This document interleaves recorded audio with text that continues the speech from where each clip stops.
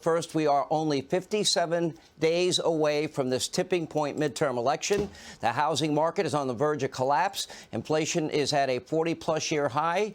We have been in a recession for months and months and months. The southern border is in a state of chaos. Violent crime is spiking all over the country. Fentanyl deaths, they too are at an all-time high.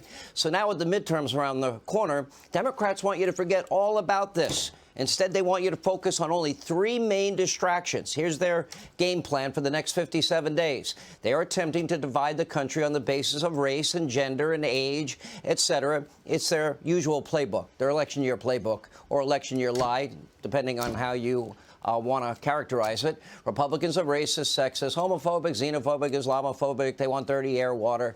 You know the routine. As we speak, Democrats are trying to dehumanize and vilify, quote, those evil, rascally MAGA Republicans and Donald Trump supporters in order to rally their base. According to Biden and other Democrats, half of America is now a threat to democracy simply because they now support or once supported Donald Trump.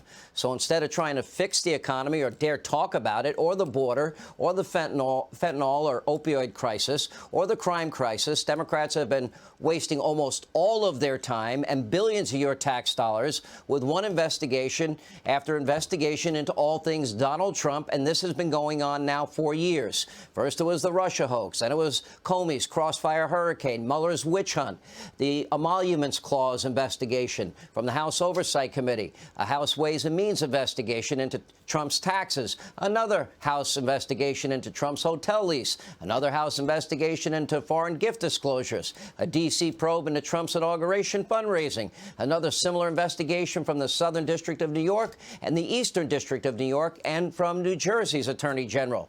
One impeachment investigation into a regular phone call with Ukraine, a second impeachment investigation into January 6th, yet another House committee investigation into January 6th that is still ongoing with more hearings to come.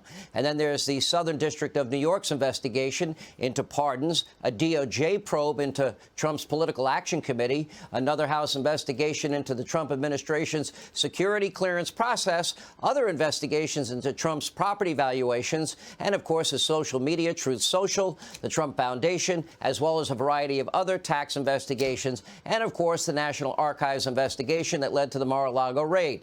You got all that? We'll ask you at the end of the show if you remember. After all of this, Trump has not been charged with any crime whatsoever, and they're trying hard, but there's been nothing. That's because the partisan Democrats in charge of all of these witch hunts, they're not investigating crimes. They're investigating a person in a blatant attempt to smear, slander, destroy him and destroy his supporters. It's the old Soviet Union saying, show me the man, I'll find you a crime. Except they haven't actually found a crime yet, so I guess they'll make that up too. So do not take the bait. For the next 57 days, do not get distracted. Democrats, they'll call you semi-fascist. They're the ones who stop your kids from going to school for 2 years. They're the ones who fired you if you refused a vaccine.